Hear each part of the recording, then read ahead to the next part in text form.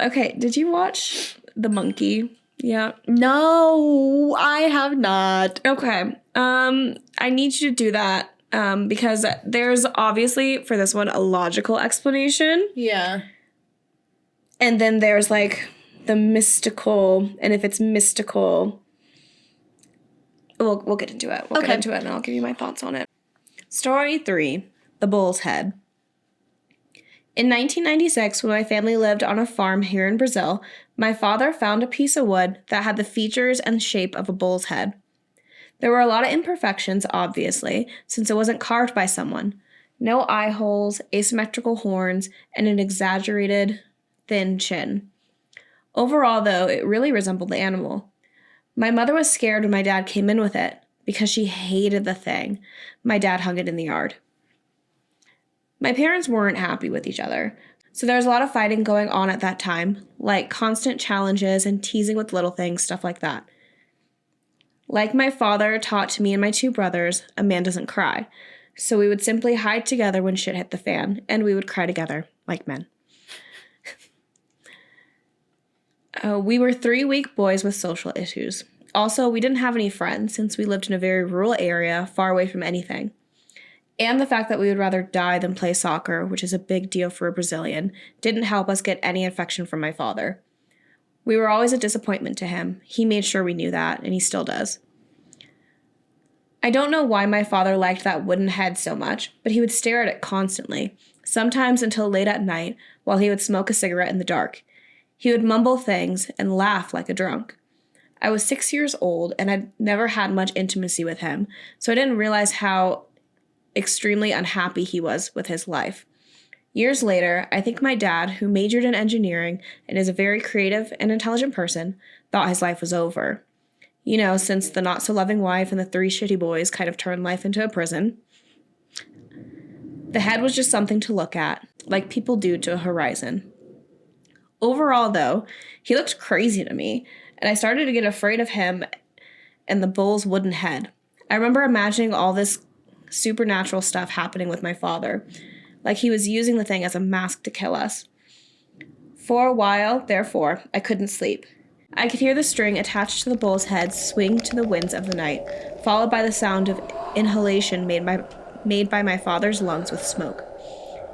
It was like the sound of hate. One night, he just had it. He entered the house, heavy breathing, throwing things at the walls, destroying stuff, yelling, cursing. He said my mother was frigid, and that it was all a mistake, and that he was still young and couldn't live like that anymore. I found out years later that my parents had sex and money issues as well. We 3 jumped out of bed and were crying in fear. My mom started to use this to make him calm down, saying he was scaring us. But because he was not calming down, she began to yell and curse as well, until it became a real fight. My mom started it. They were both red, spitting. She threw things at him. Then she ran to my father and tried to push him outside the house while also trying to punch his chest. It was noisy and confusing. At first, my dad didn't hit her, but continued to yell and dodge. Eventually, though, the fight went outside, and that's when he lost it. My father grabbed the bull's head, a massive piece of wood with sharp horns, and threw it at her. The look on his face. It didn't hit her, though. My mom's still alive today. It passed my mom's head level and broke the door's glass completely behind her. Dead silence. They looked at each other for a few seconds, and then he left on his motorcycle. They divorced over the weeks coming, and we never spoke about it again. P.S. I'm sorry if my English isn't great, although it's self-explanatory. This is my first time posting. I'm sorry for any formatting errors. And their one edit says their father still owns the bull's head. So... That's awful. Yeah. That story is awful. That made me sick to my stomach. Oh, I'm so sorry. So I think OP is right, and it is just... honestly, your dad's a piece of shit. Yeah, no, it's your dad just fucking losing his mind because he's stuck in a rural area with a life that he despises for no reason. But yeah, I want to know why he's so obsessed with that bull's head. Yeah. That's a very strange thing to latch on to. Yeah. It is like, there are a ton of movies, well, not a ton, but there are movies where... I can't think of any right now, but I know there's like where they cursed item. Yeah, just they latch on to something, and that becomes their main focus. The monkey. I've never seen it, so I can't get on it. I can't say it yet, but just thinking about some sort of entity that just kind of latches on, and it's like Amityville House, except it's the Amityville House is a house, right? You know? Instead of like one singular, it's like a bigger thing. Yeah, it's just sits there and drives you crazy to the point of madness, and it's great that. I mean, it's not great by any means. It's good that the dad didn't do anything super harmful. Yeah.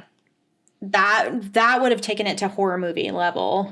But I'm glad that he just left and then they just got divorced. I think that's best case scenario. That honestly. Is best case scenario. Did not need to be married.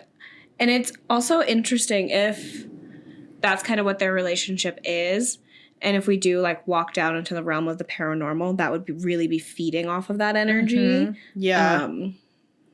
And latching onto someone that it perceives that it can. Yeah, the weakest link. Yeah. Yeah, the person who's at the most vulnerable emotionally. Yeah. And it makes sense that it would be him in this family. Yeah, because he's drinking all the time, so he's constantly inebriated and constantly at a lower level of clear-headedness.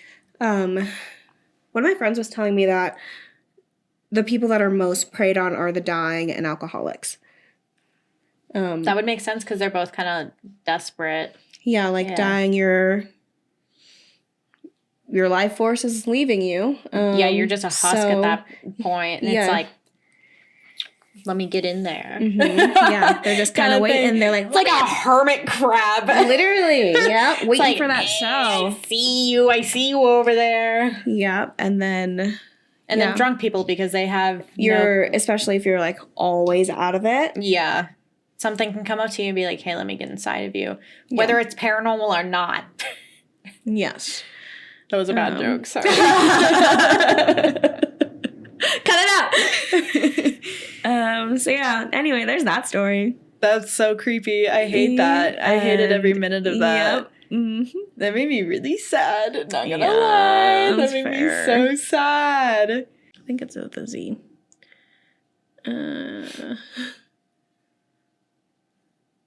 Are Brazilians more interested in bull riding or bull fighting? Holy cow. I think there's... Oh, wait. Hello? Okay, so bulls were introduced to South America by Spanish settlers. Symbolism and art. Symbolize strength, fertility, and raw power. Ooh. That's interesting. Very interesting. However, in post-colonial context, they can also represent Spanish conquest and the lasting impact on indigenous cultures.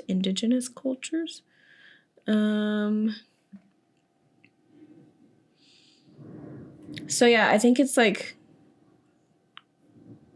him attaching himself to those ideas of like strength and vitality, and like him being like, oh yeah, I'm young enough to go and live another life. Yeah, I don't need you guys anymore. I'm dropping out of this shit. I'm moving on. Yeah.